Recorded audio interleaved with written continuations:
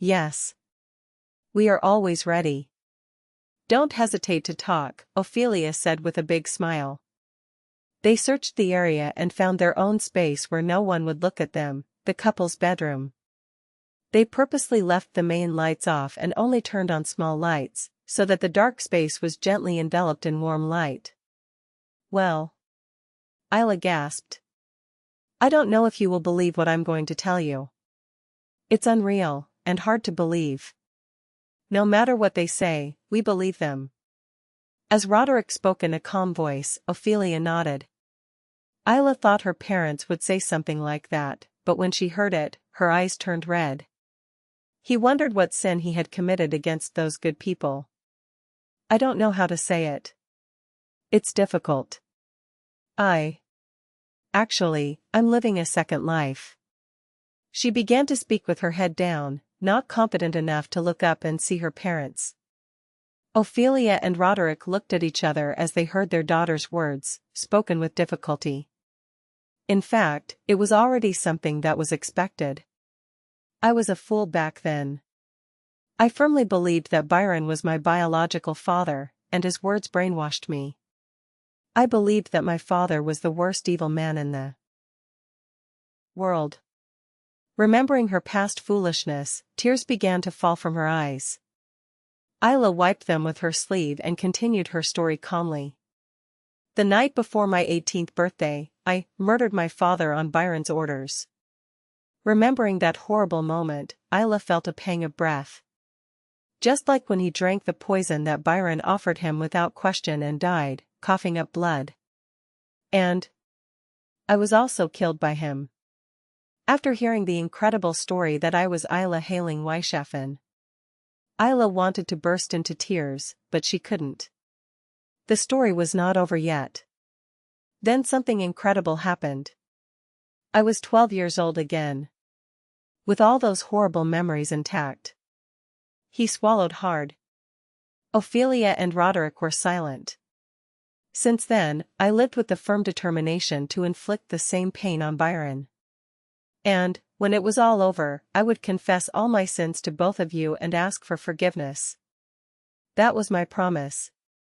Isla raised her head after her deep bow. His face was already a mess, streaked with tears. I am a sinner. I have committed an unforgivable sin. Even if I could go back in time and forget him, even if he only existed in my memories. I wanted to apologize. After finishing speaking, kneeling down, Ophelia hugged her daughter in silence. Our daughter has suffered a lot. How much pain have you endured? How difficult it must have been. His mother's voice sounded wet, as if she was crying too. Isla. I'm alive. And you too. So you don't have to feel sorry for us. Whoever used you was the bad guy. With this father. It would be even more unfaithful if you lived with guilt because of him. You understand? Roderick spoke in a very distressed voice. He wanted to say something nice, but he was very frustrated by his own lack of eloquence. Still, what he wanted to say was conveyed to Isla. Don't be sorry. I just want you to be happy. Yes, father. Isla answered in a hoarse voice. From now on, he had to live happily, if only to atone for the sins he had committed against his parents. It was the only way to atone for it. Ophelia and Isla hugged each other tightly and cried for a long time. Roderick, watching them, also felt his eyes fill with tears and had to wipe them with a handkerchief. And then, after a while, he said, since our daughter went to so much trouble to confess, I, as a mother, have something to say. Isla, maybe, you've gone back in time. Maybe it was my fault. Ophelia began to speak with a slightly hoarse voice. What do you mean by that? In fact, ever since I lost you, I've been researching time. Rewind magic. To go back to the day I lost you. So maybe that's why I chose to go back in time to save you and Roderick. It was just a guess, but the moment Isla returned and the moment she suddenly collapsed and lost her magic were practically the same. If so, then perhaps he did turn back time by sacrificing his magic. In fact, even now, it was almost complete. But even if I dedicated all my magic to it, I couldn't reverse the passage of more than 10 years. That's why I cast the spell around you, hoping that if you returned with your memories, the future could change. Ophelia scratched her cheek awkwardly. Ophelia didn't remember what she was thinking at that moment. It was a memory that had already been erased from his memory. I'm sorry, my daughter. I think I gave you too much homework. However, there was one thing he could know. He had absolute faith in Isla.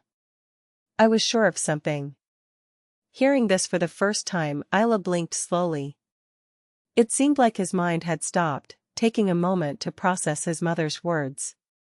But soon, little by little, the words began to make sense. If Mother really went back in time, then I should thank you. Thanks to you, I was able to see you both again. So it's like that again? So tonight I was the one who played the biggest role in catching him? Ophelia said playfully, winking at him. Isla, her face swollen from crying, couldn't help but burst out laughing. And can I ask you something? Before you came back, Noah wasn't here, right?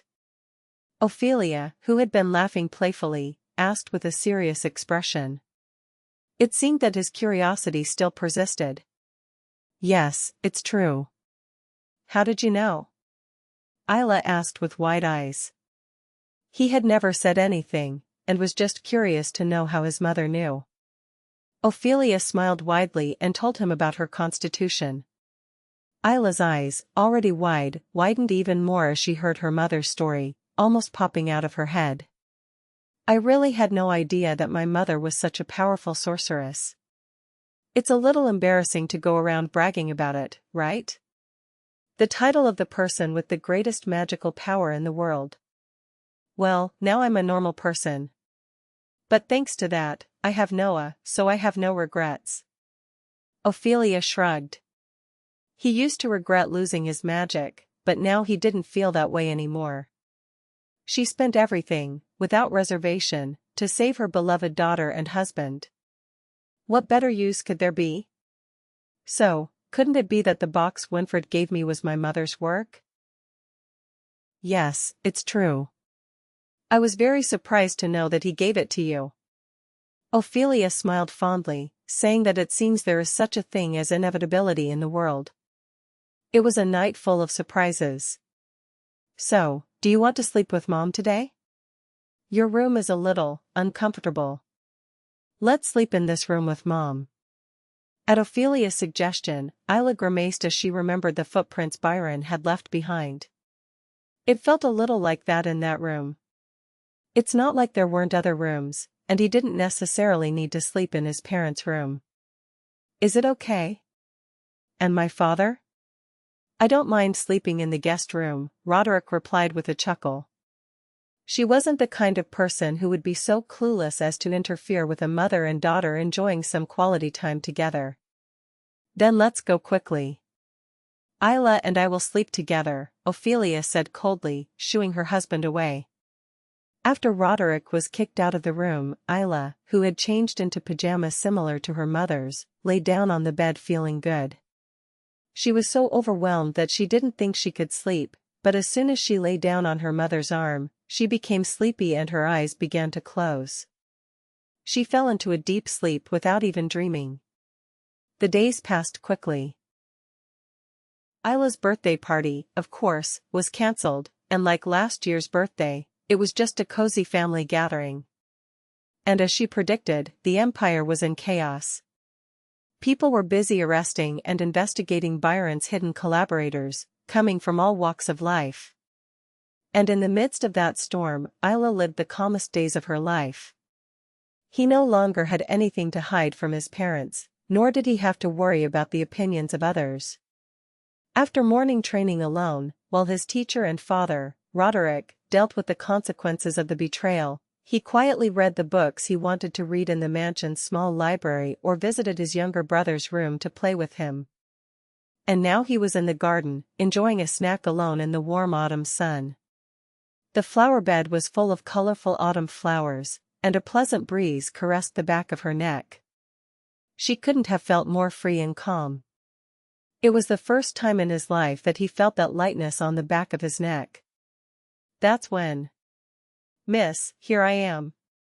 Lisa, who had briefly separated from Isla, ran back, waving happily. He had an envelope in his hand. He had gone to receive the answer from his parents at the Herzog estate.